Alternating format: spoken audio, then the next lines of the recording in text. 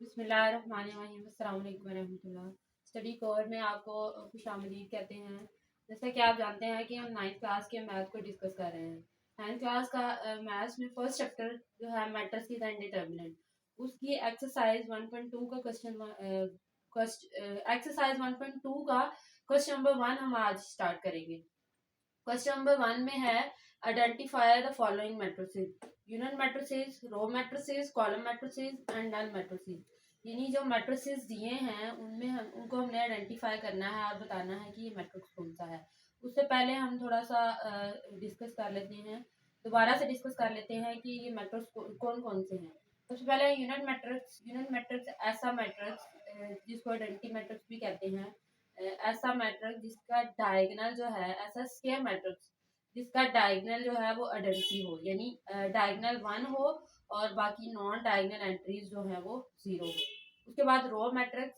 Row matrix ऐसा matrix जिसकी सिर्फ और सिर्फ एक रो हो, उसको हम रो मैट्रिक्स कहेंगे। उसके बाद कॉलम मैट्रिक्स है, तो कॉलम मैट्रिक्स ऐसा मैट्रिक्स जिसका सिर्फ एक कॉलम हो, उसे हम कॉलम मैट्रिक्स कहेंगे। Null matrix. नल मैट्रिक्स या जीरो मैट्रिक्स हमने जो पढ़ा था वो ये है कि नल मैट्रिक्स या जीरो मैट्रिक्स ऐसा मैट्रिक्स है जिसकी तमाम एंट्रीज 0 हो, यानी 0 के अलावा कोई एंट्री नहीं होनी चाहिए उसमें।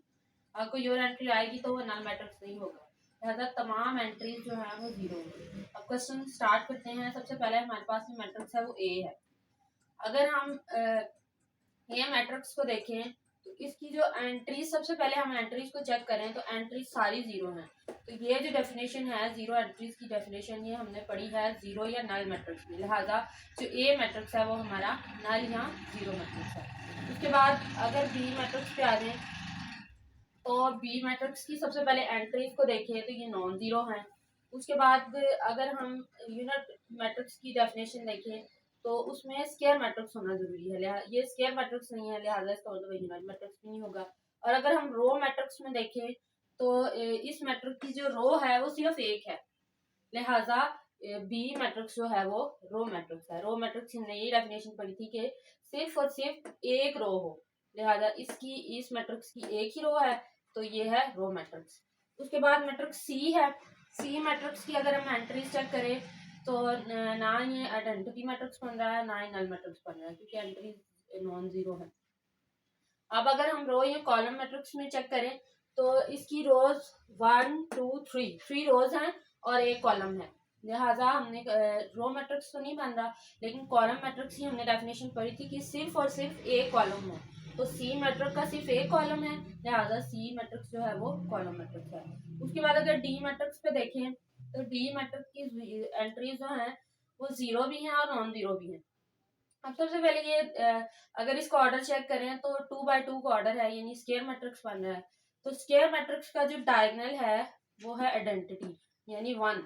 तो ये आइडेंटिटी मैट्रिक्स यानी यूनिट मैट्रिक्स की हमने डेफिनेशन पढ़ी थी कि जिसमें जो डायगोनल है वो आइडेंटिटी हो, यानी 1 हो, और नॉन डायगोनल एंट्रीज जो है वो 0 हो। नॉन डायगोनल एंट्रीज 0 है जबकि डायगोनल एंट्रीज जो है हमारी 1 है, लिहाजा डी मैट्रिक्स जो है वो यूनिट मैट्रिक्स है। उसके बाद मैट्रिक्स ई पे अगर हम आ जाएं तो मैट्रिक्स ई की सिर्फ और सिर्फ एक ही एंट्री है जो कि है 0, लिहाजा 0 एंट्री वाला जो है वो नल मैट्रिक्स होता है, लिहाजा ई जो है हमारा नल मैट्रिक्स है। अगर इसके अलावा हम देखें तो इसकी सिर्फ और सिर्फ एक रो है, लिहाजा ये रो मैट्रिक्स भी बन रहा है। और अगर कॉलम में देखें तो सिर्फ और सिर्फ एक कॉलम है, लिहाजा ये कॉलम मैट्रिक्स भी बन रहा है। इसीलिए जो ई मैट्रिक्स है वो नल मैट्रिक्स भी है, रो मैट्रिक्स भी है और कॉलम मैट्रिक्स भी है। उसके बाद लास्ट पे हमारा जो है एफ मैट्रिक्स। एफ मैट्रिक्स की अगर एंट्रीज चेक करें तो वो नॉन 0 है, लिहाजा नल मैट्रिक्स तो बन रही ना।